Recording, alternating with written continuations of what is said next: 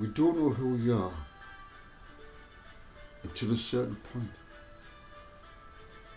Then Father reveals where we're from, who we are, and what our mission is.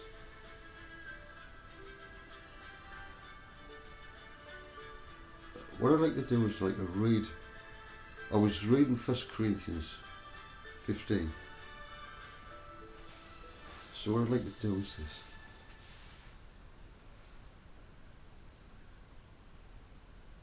Many people are looking forward to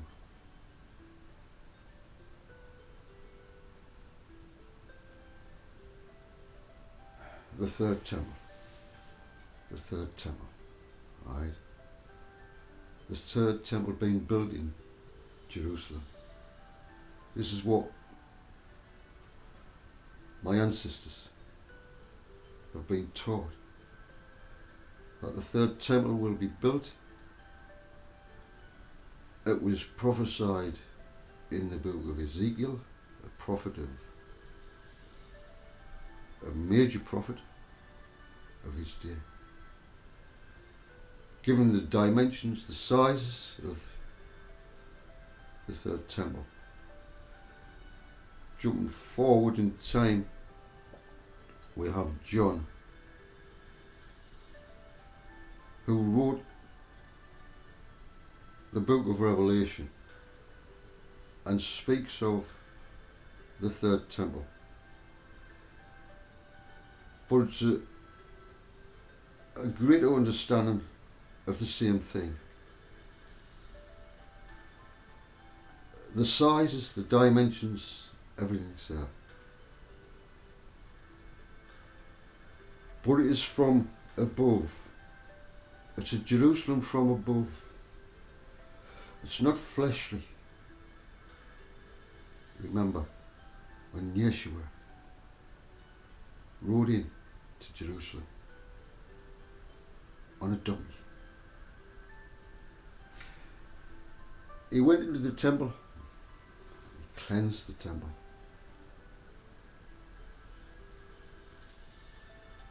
But he got killed for it. He got killed for it.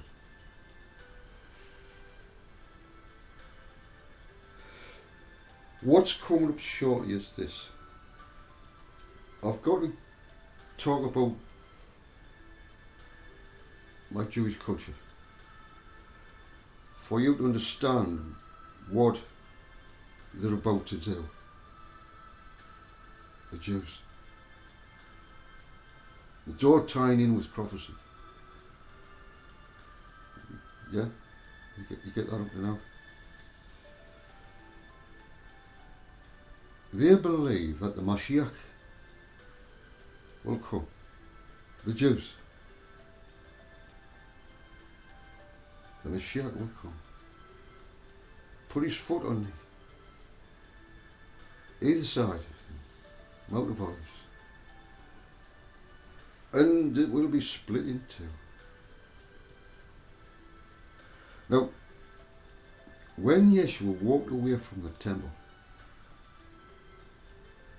in disgust,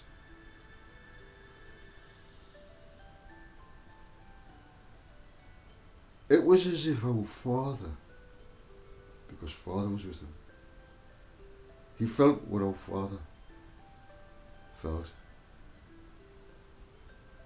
And he said, Father, look what's happening in this temple. It's disgusting. And it drove him to do what he had to do, knowing what the results would be for doing that. There was already uprisings from different factions at the same time.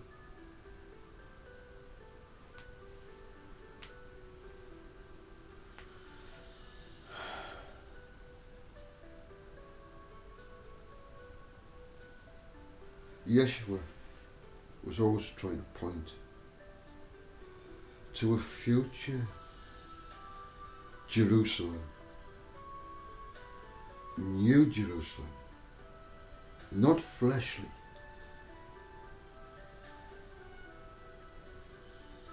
The Jews think fleshly, earthly. They are fleshly, earthly, dead. They cannot see past their nose, their Jewish nose. Have I got a Jewish nose? Have I got a Jewish nose, sweetheart? Just have a look.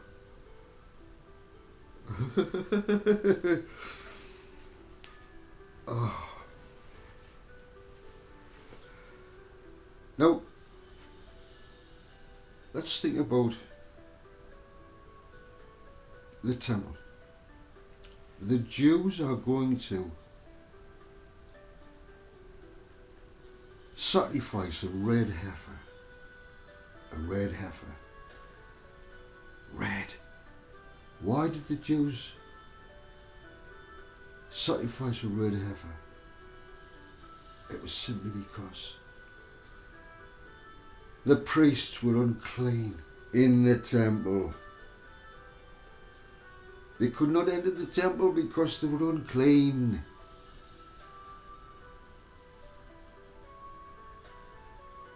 So what did they have to do? They had to sacrifice the red heifer for forgiveness. For forgiveness. These fucking priests in the temple, they needed fucking forgiveness. When Yeshua Jesus went in, what? You rogues, you robbers.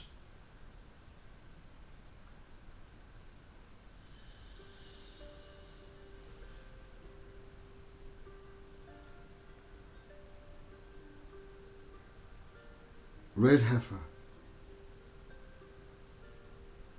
Why do the Jews, they have 5 red heifers ready for this day? One of them will be chosen. They're all the same, all clones of each other. Clones of each other, specially cloned. There's no imperfections, nothing. If you want to read about it, about the red heifer and the arrangement, it's in Numbers 19. Numbers 19. I'll give you information about that. So, what they want to do is this. Remember Trump. What's he trying to do with the nation of Israel? He's supporting the building of the third temple.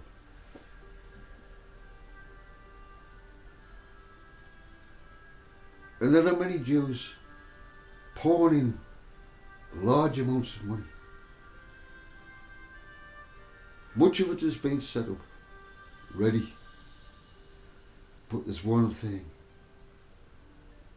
The priests, the priesthood, they're unclean. Just like they were in the first century.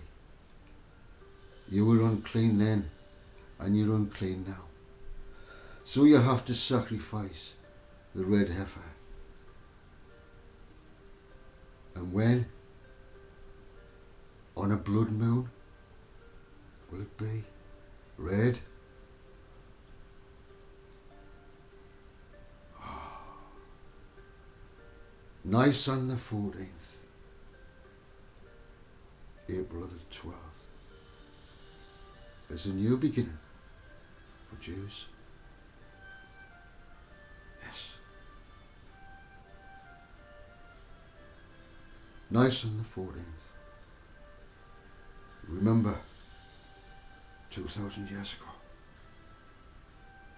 On nice on the 14th, as they were. Putting Yeshua on the cross. He looked up. And there was a blood red moon. That very night. There is a blood red moon. coming up. But there is also a full moon coming up. Nice on the 14th.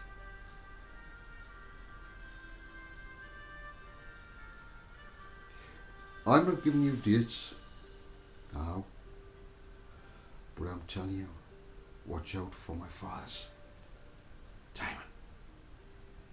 His timing is perfect. Perfect. Let me just say this.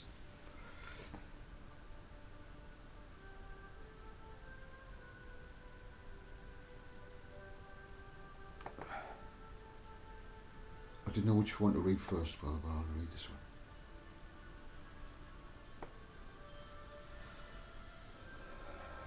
Angels from above, divine, enter into this world. You.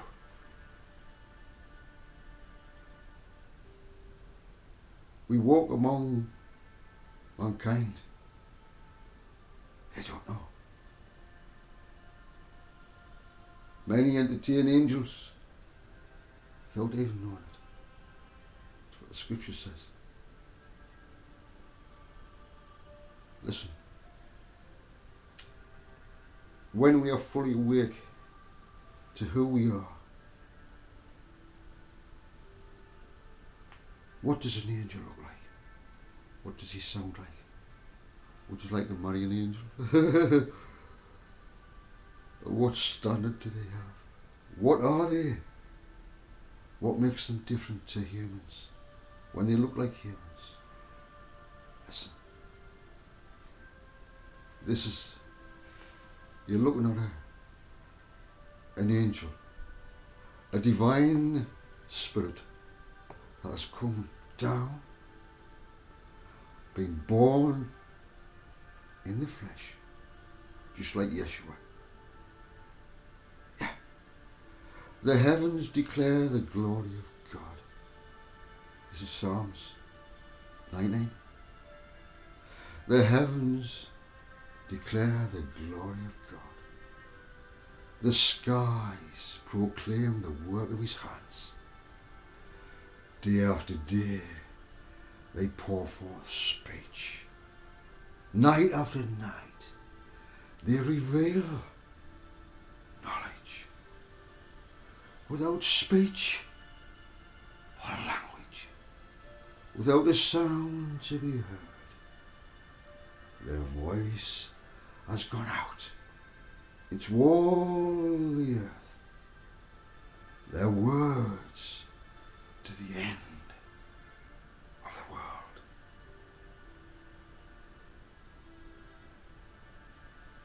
First introduction is the glory of the heavenly bodies. There's a reason why I'm saying this.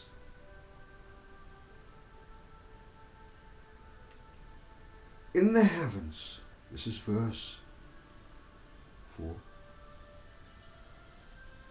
their voice has gone out into all the earth, their words to the ends of the world. In the heavens, he has pitched a tent for the sun. Pitched a tent for the sun. What's this tent for the sun?